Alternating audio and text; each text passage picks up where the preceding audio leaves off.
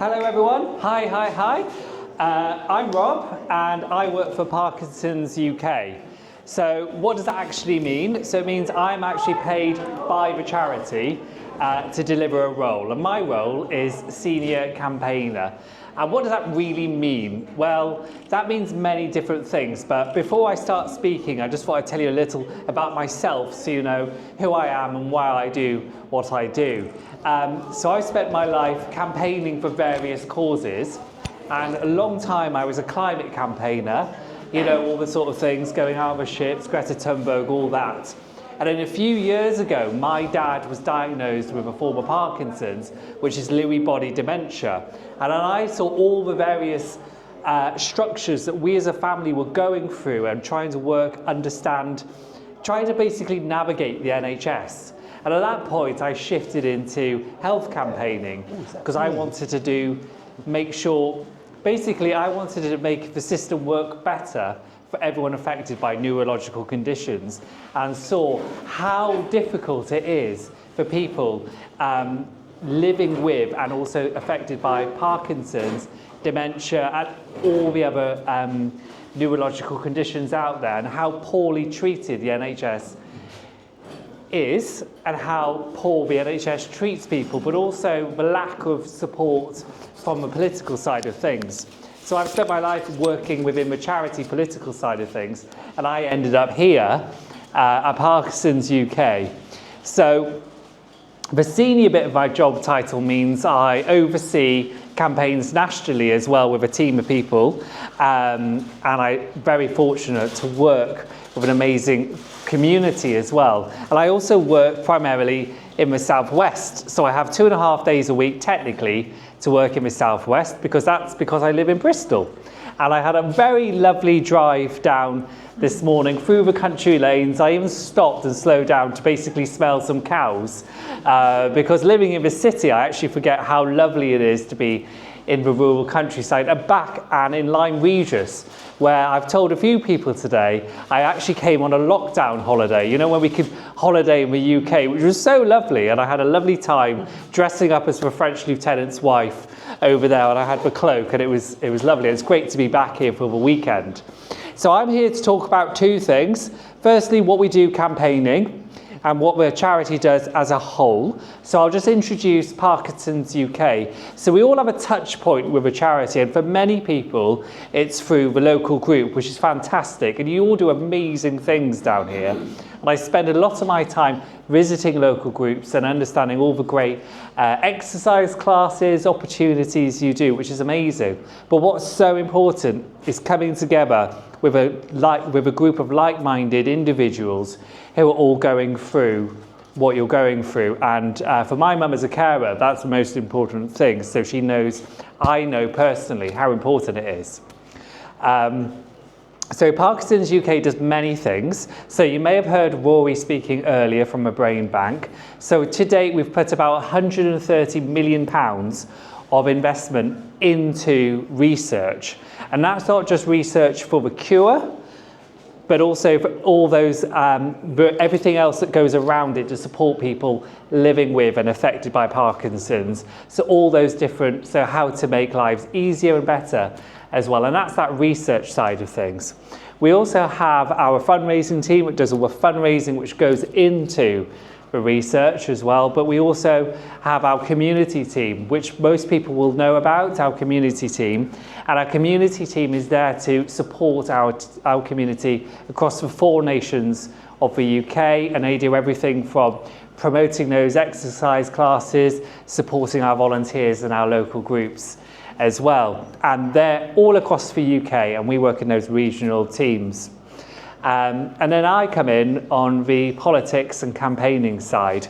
And so on that politics and campaigning, for my sins, I've spent my career working with politicians in those various spheres.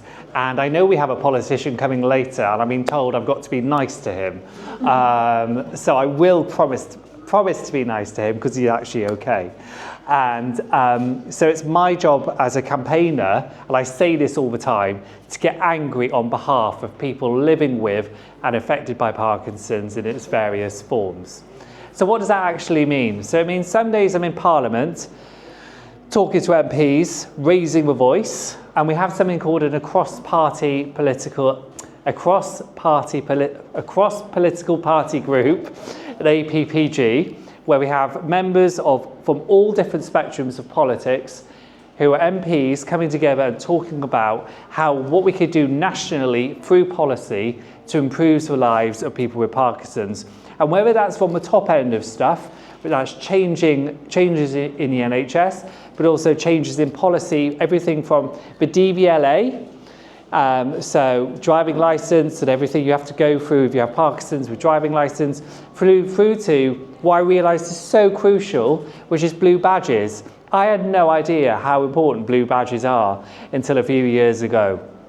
And we're just about to launch a national campaign on blue badges because we've been doing a huge bit of research recently that actually across the UK, people accessing blue badges varies and it's really difficult for some people. And of course, some local authorities make it even harder to access those all-important blue badges. So what do we do on campaigning? So campaigning means various things. So we have our national campaign. So we have one national campaign called Get It On Time. So that means if you are in hospital for a long period of time and you need to get your medication on time, we want to make sure that the hospitals are fitted out to support you, because only 42% of people in hospital get their medication on time. And if you don't get your medication on time, we know what could happen, okay, and the impact it could have upon your health, and you could actually stay in hospital longer because you haven't got your meds on time. So we're working with trusts, NHS trusts across the country, making sure that they have their ward staff are trained on how to deliver medication on time. They make sure they have e-prescribing in place. So that's something we've been delivering over the last couple of years. And you may think that hospitals should be safe places, but actually, unfortunately, we hear a lot of cases where people with Parkinson's aren't getting their meds on time, and it's not good. So another campaign we're working on is called Can't Wait, and that Can't Wait campaign is to recruit more nurses and more staff for everyone around, but support everyone from physio to those speech and language therapists.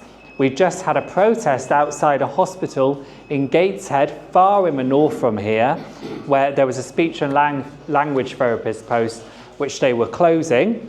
So we had a protest with banners outside that hospital trying to save that as well, because the trust were just cancelling that post.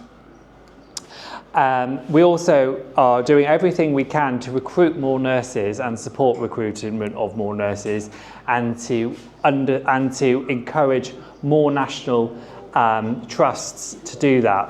So obviously, National Health Trust, not the National Trust, but the landscape charity there as well. So you know what I mean, because access to nurses is so important, and I hear reports, especially in Dorset, of that phone line in areas like Bournemouth and Poole with like a 7-week callback from your nurse, which by that time the problem would have gone. So we're delivering huge amounts of energy into making sure the NHS has those resources. And what we do to harness that, to encourage them to make sure they have their resources, we use data, patient stories, those case studies as well, and just keep banging on the door and approach from a very supportive way, and from that way. You may have heard we actually pay for nurses as well. We do something called pump priming. So pump priming is where we pay for a nurse for 2 years for a trust, but the trust then has to commit to then funding that post full time as well. So in Plymouth, just across the border, well, not just across, but a bit further down, we've just pump primed 2 nurses there in Plymouth as well, and those nurses are trained and supported by Parkinson's UK. So we do a huge amount of work there as well. So, and we're just about to launch our huge Blue Badge campaign. So those are those national campaigns, but actually what I do a lot of is working locally on those local campaigns. So if someone's having a problem with their local authority, for example, if there's not enough access parking spaces, then we will pressurise the council into making sure there's enough spaces available for everyone. If there's a problem with local transport, if you're not getting the right local transport, what you should receive, then me and my team support those local transport issues as well. If a post is being closed, so for example, if a Parkinson's nurse is retiring and the trust isn't recruiting to that post, that's when we get involved to campaign on behalf of the community to make sure that post gets filled, because we know the pressures the NHS are under. The NHS are under huge cost-saving pressures, and it feels like they're forgetting about the Parkinson's community, and it feels like they think they could cut the Parkinson's service where they shouldn't. So we've got your backs, essentially. We can't achieve everything, but we work hard to make sure we can and we are heard. So that's really in a nutshell of what we're doing. Any questions? Anyone wants to complain? Because I do similar talks across the country, and the moment I mention DVLA, everyone gets angry. Yes? What are the top challenges that the charity is facing currently? Yeah, the biggest challenge is funding for the NHS.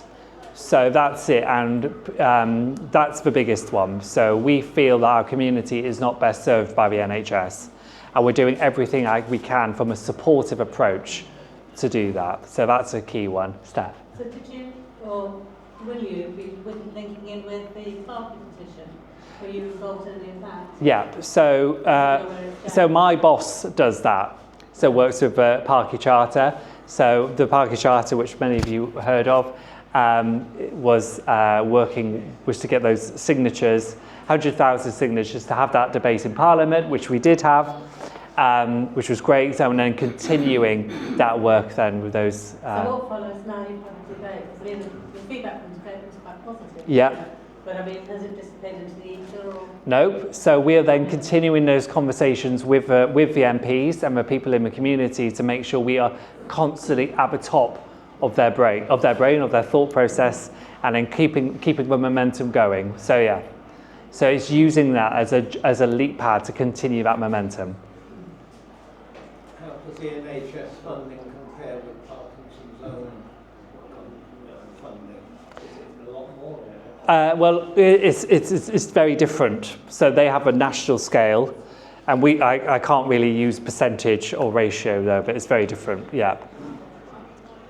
So are you able to put pressure on them?